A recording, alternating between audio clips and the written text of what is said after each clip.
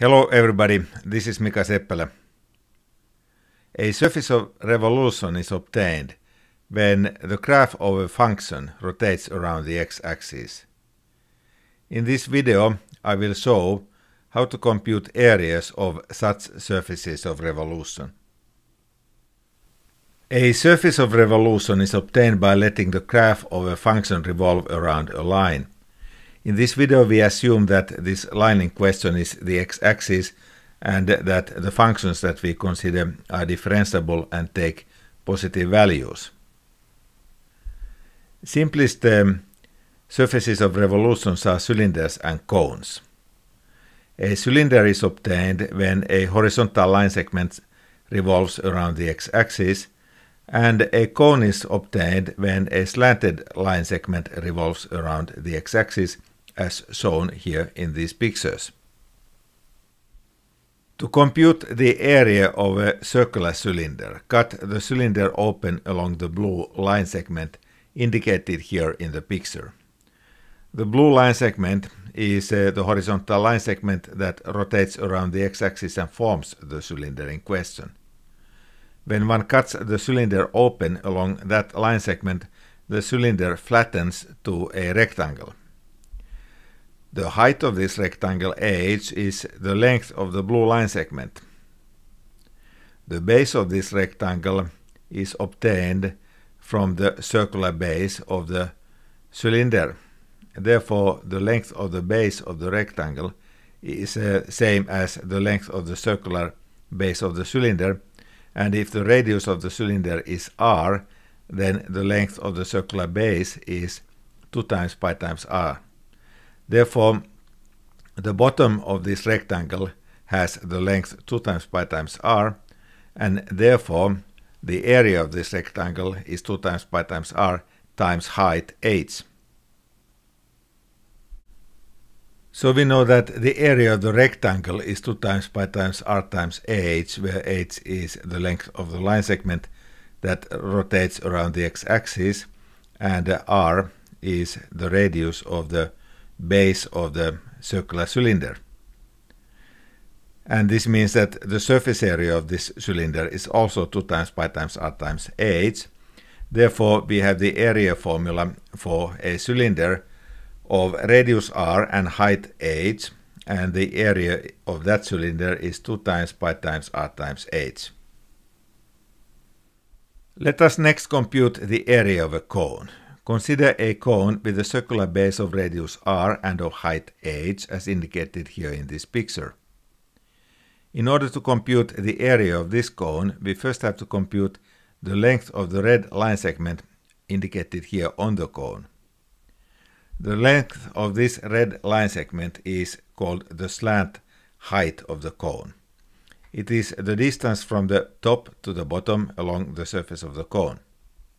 Now, if the circular base of the cone has radius small case r, and if the height is h, then the slant height of the cone capital R is square root of small case r squared plus h squared.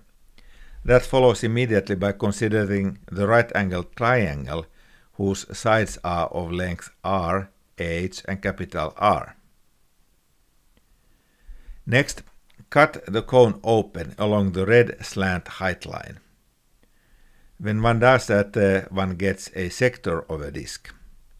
The radius of the disk is the slant height of the cone. And the sector corresponding to the cone is this green sector indicated on the right.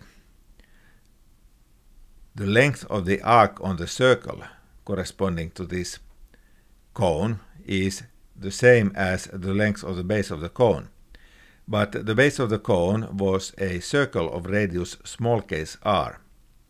Therefore, the length of the arc on the circle of radius capital case r that corresponds to this cone is 2 times pi times small case r. The area of the cone that we have to compute now is the same as the area of the green sector of a disk of radius capital case r indicated here on the right. the blue circular arc on the boundary of this green sector was obtained from the blue circle, which was the bottom of the cone. And therefore the length of this blue circular arc is the same as the length of the blue circle on the bottom of the cone. Now the radius of the bottom of the cone was small case r, therefore the length of the blue circular arc on the right is 2 times pi times small case r. This means that the angle of this green sector is 2 times pi times small case r divided by 2 times pi times capital case R times 2 pi. Now 2 pi cancels out and we get that the angle of this green sector is 2 times pi times small case r divided by capital case R. Now the area of a sector of angle alpha is alpha divided by the full angle 2 pi times the area of the full disk, which is pi times capital case R squared. Therefore the angle of this sector is alpha divided by 2 pi times capital case R squared. And substituting in place of alpha 2 times pi times small case r divided by capital case R, we get cancellation, and the area of the sector simplifies to pi times small case r times capital case R. So we conclude that the area of a cone with base of radius small case r and slant height capital case R is pi times small case r times capital case R. For applications, we need to be able to compute the area of a band on a cone.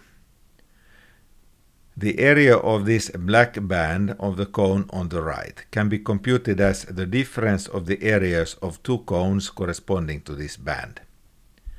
Now this black band has been obtained by letting a black line segment on this brown line indicated here in the picture on the right rotate around the x-axis.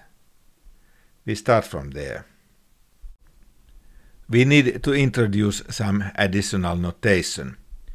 Now let h1 be the slant height of the cone with circular basis of radius small case r sub 1.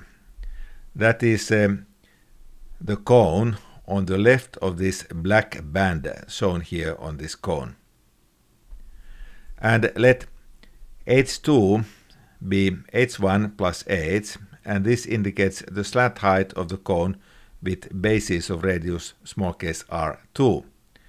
That is the cone which is on the left of this black band, including the black band also.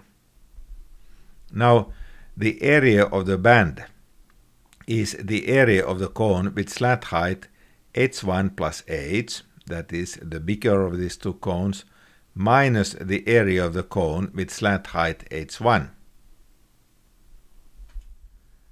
Now the yellow triangle on the left corresponds to the smaller cone bounded by the black band for which we have to compute the area, and the yellow triangle on the right corresponds to the larger cone which includes also the black band. These two yellow triangles are similar, and therefore the ratios of the lengths of their sides are the same. We conclude that r1 divided by h1 from the left yellow triangle equals r2 divided by h1 plus h from the right yellow triangle. And this means that r2 times h1 equals r1 times h1 plus h. Now the area of this black band that we have to compute is the area of the larger cone minus the area of the smaller cone. That is pi times h1 plus h times r2 minus pi times h1 times r1. We take pi as a common factor, we get that the area of the band is pi times the quantity h1 times r2 plus h times r2 minus h1 times r1. And a moment ago we computed that r2 times h1 equals r1 times h1 plus h. We substitute that to the above expression, and we get that the area of the band is pi times r1 times h1 plus h plus h times r2 minus h1 times r1. Now cancellation happens, and this formula becomes just that the area of the band is pi times h times r1 plus r2. This can more conveniently be written as 2 times pi times h times r, where r is the average radius of the band, that is r1 plus r2 divided by 2. So we conclude that we have derived the formula for the black band. The area of a cone band with average radius small case r and slant width h is 2 times pi times small case r times h. For our applications, it is necessary to express the slant height of the band in question, that is h, in terms of delta of x, which is the x interval corresponding to h. From this picture on the right, it follows that h squared equals delta of x squared plus r2 minus r1 squared. And this means that h equals square root of delta of x squared plus r2 minus r1 squared. Now, for purposes of later applications, it is convenient to write this in the form that h equals square root of the expression 1 plus the ratio r2 minus r1 divided by delta of x squared, and this square root multiplied by delta of x.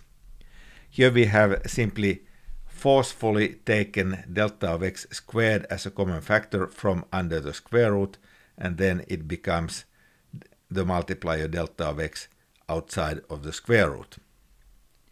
Now, this is the expression for h, which is useful for our computations.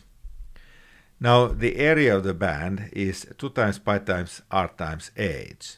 And now, in place of h, we substitute the expression we just computed, and we conclude that the area of the black band is 2 times pi times r times square root of 1 plus r squared minus r1 divided by delta of x, and that square root multiplied by delta of x.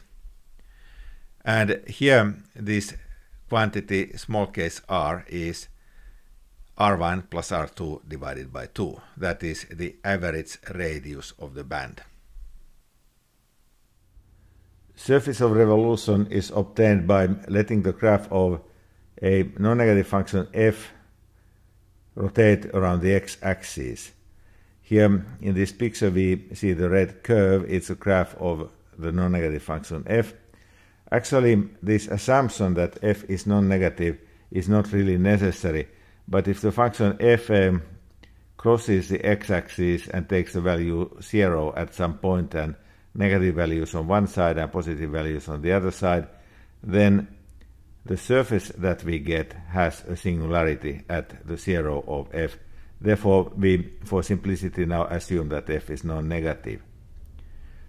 The idea is that we approximate the surface of revolution by certain cone sections and compute the total area of these cone sections. That gives a Riemann sum for an integral. This integral is the area of the surface of revolution. So we get to this surface area formula by approximating this surface by cone sections. This is the idea. And we do the approximation so that we first decompose the interval in question into subintervals, and then on the graph of the function, the red curve, we join each point of the graph of the function corresponding to an endpoint of the subinterval to the next endpoint by straight line segment. These straight line segments then form the red polygonal line segment on this blue cone section approximation of this actual surface area.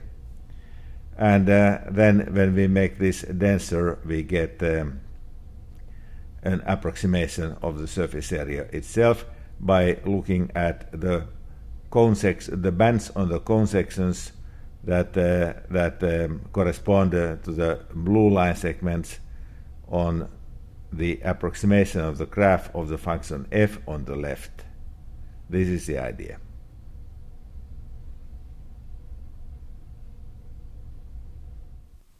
Consider an individual cone section corresponding to the x interval from xk to xk plus delta of x.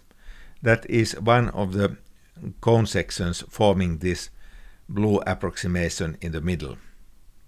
The area of this cone section is 2 times pi times average radius times slant height of this cone section. Now the average radius is f at xk plus f at xk plus delta of x divided by 2. And a moment ago we derived a formula for the slant height in terms of delta of x, and when we apply that formula we get that the area of an individual cone section in this approximation is 2 times pi times f at xk plus f at xk plus delta of x divided by 2 times the square root of the sum 1 plus the ratio f at xk minus f at xk plus delta of x divided by delta of x squared, and that square root multiplied by delta of x. The full area of this approximation is therefore the sum of these individual areas. It is summation k from 0 to n minus 1, 2 times pi times f at xk plus f at xk plus delta of x divided by 2 plus square root of 1 plus f at xk minus f at xk plus delta of x divided by delta of x, and that's squared, and that's square root multiplied by delta of x. And now as delta of x approaches 0, f at xk plus f at xk plus delta of x divided by 2 approaches the value f at xk. And also the expression f at xk minus f at xk plus delta of x divided by delta of x approaches the derivative of the function f at the point xk. This means that as n goes to the infinity, this sum k from 0 to n minus 1, 2 times pi times f at xk plus f at xk plus delta of x divided by 2 times this long square root expression and multiplied still with delta of x, that this sum approaches 2 times pi times integral from a to b f of x times square root 1 plus f prime of x squared dx. We conclude that the area of a surface of revolution is therefore 2 times pi times integral from a to b f of x times square root 1 plus f prime of x squared dx. Here we assumed that f is differentiable and positive. This is the area formula for surface of revolution. So the surface area formula is that the area is 2 times pi times integral from a to b f of x times square root 1 plus f prime of x squared dx. As an example of the use of this formula, let us compute next the area of a sphere of radius r. This sphere is obtained by letting half circle of radius r rotate around the x-axis. We do not need the full circle. Therefore, to compute the area of a sphere of radius r, we use the above formula with f of x equals square root of a squared minus x squared. Now the function is f of x equals square root a squared minus x squared. We integrate from negative r to r. For the surface area formula, we have to compute first what is the derivative of this function f. By the chain rule, we obtain that the derivative of square root of a squared minus x squared is minus 2 times x divided by 2 times square root of a squared minus x squared. This is straightforward application of the chain rule. We observe that the 2's cancel out here, and then when we multiply these two square root expressions and expand the product that we get under the square root, we obtain that this surface area is 2 times pi times integral from negative r to r of square root of a squared minus x squared plus x squared. But minus x squared and x squared cancel out. Therefore, the area of a sphere of radius r is 2 times pi times integral from negative r to r times dx. But this integral is straightforward and easy to compute. We get that the area of the sphere of radius r is 4 times pi times r squared. And this is the formula. The area of a sphere of radius r is 4 times pi times r squared. Now, as a summary, the area of the surface of revolution obtained by letting the graph of a positive and differentiable function f rotate around the x-axis is 2 times pi times integral from a to b f of x times square root 1 plus f prime of x squared dx. This is the area formula.